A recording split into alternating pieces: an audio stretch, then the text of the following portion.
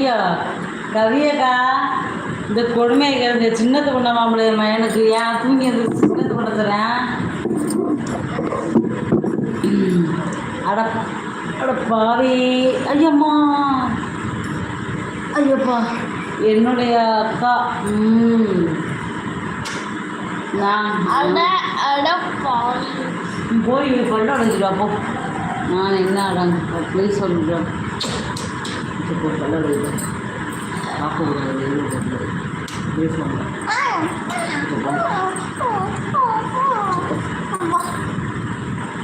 ஓ